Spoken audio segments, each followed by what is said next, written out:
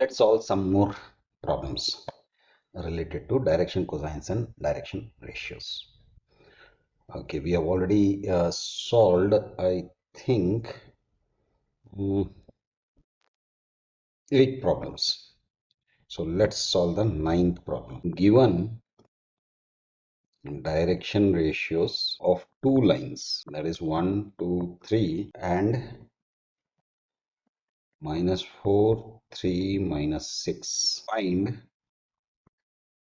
direction ratios of a line perpendicular to the given two lines. Okay, now let's say these two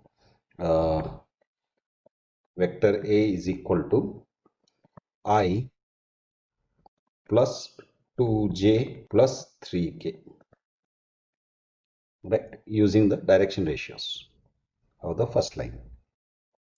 Similarly, let's say vector B is equal to minus 4i plus 3j minus 6k. Now, here you need to know a little bit about vectors, right? And especially cross product of two vectors. So, cross product of two vectors is what is equal to a resultant which is perpendicular to both these two vectors, right? So, A cross B would be perpendicular to both. Now, which is equal to, remember, using matrices we can find the cross product. So, yi, j, k. Okay, we don't necessarily have to write this. And here we have 1, 2, 3 and -4, 3, -6. Okay, now what is this? This is the determinant of the matrix. Okay, let's evaluate the determinant. We get I times 2 minus 6 is -12, minus 3 times 3 is 9, minus j times -6 times, sorry, not times, minus 3 times -4. So what do we get? We get plus 12 and plus k times 1 times 3 minus 2 times -4, which is -8. So plus 8. So let's put the caps.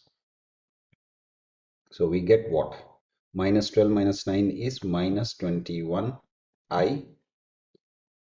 This is 12 minus 6 is 6. So 6j plus 11k. Okay. So which means, therefore, direction ratio of line perpendicular to A and B are -21, -6 and 11. Let's do the next one, that is 10th one. Now here, let's say we are given that the angle alpha is equal to pi by 4. I'm sure you understand now what I mean by alpha. The angle with respect to the x-axis. Beta is equal to pi by 4. Again with respect to y-axis. And gamma is we have to find. Yes, which is with respect to the z-axis. Okay, pretty straightforward. We have already solved a problem similar to this. No, L is equal to cos alpha, which is cos pi by 4. Okay, M is equal to cos beta, which is equal to cos pi by 4. Yes, and N is equal to cos gamma. We don't know what it is, so let's leave it as gamma. Gamma is what we have to figure out. Now we know L square plus M square plus N square is equal to 1. So let's do the substitutions.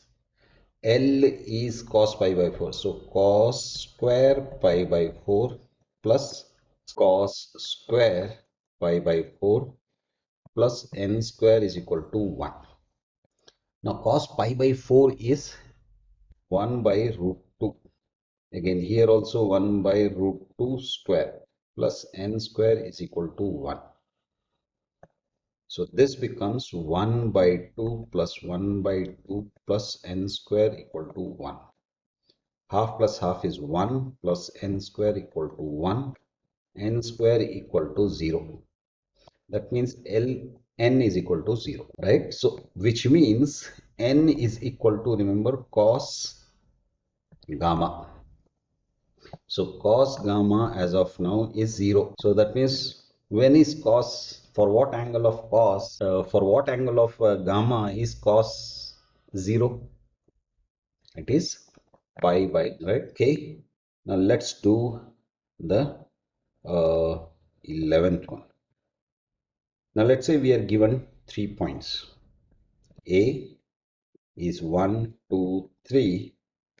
B 404 and C that is -2, 4. Okay. Now remember, when we say point A, B, C, we can look at them as position vectors. So AB is equal to OB minus OA, right? So OB is what? OB is 4i plus 0j plus 4k, right?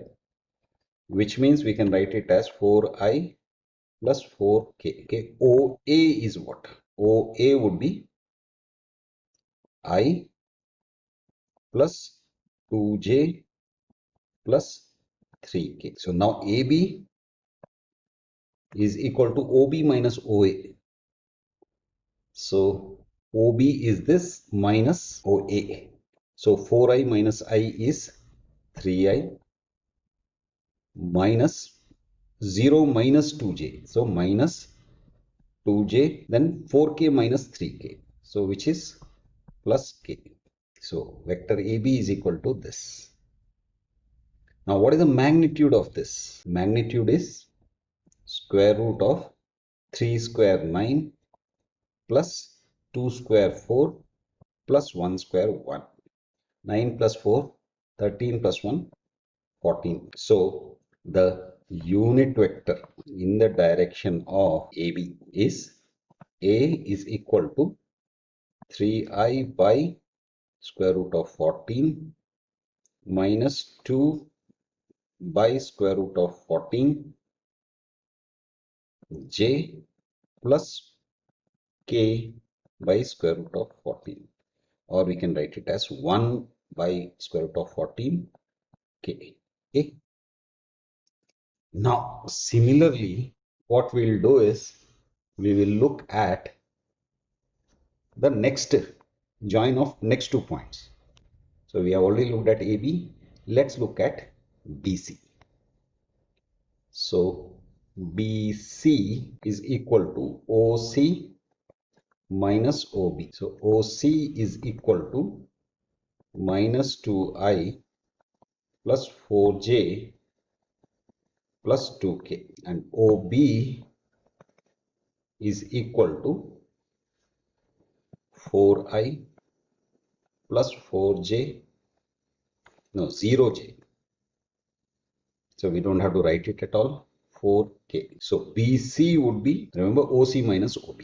So OC minus OB, minus 2i minus 4i is minus 6i plus 4j minus 2k, and the magnitude of BC is equal to 36 plus 16 plus 4, which is square root of 36 plus 4 is 40, 56, which is equal to 2 root 14. So now the unit vector in the direction of BC is going to be B is equal to minus 6i 2 root 14.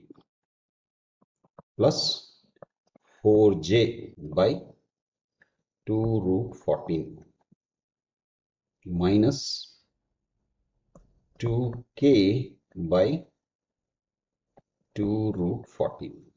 Now let's simplify this. This 2 and this 6 gets cancelled. 3. 2 2's. 2 and 2. So b is equal to minus 3i plus 2j minus k. Now if we just change the direction of this vector, right, instead of taking it as BC, if we take it as CB, so BC, let's change the direction.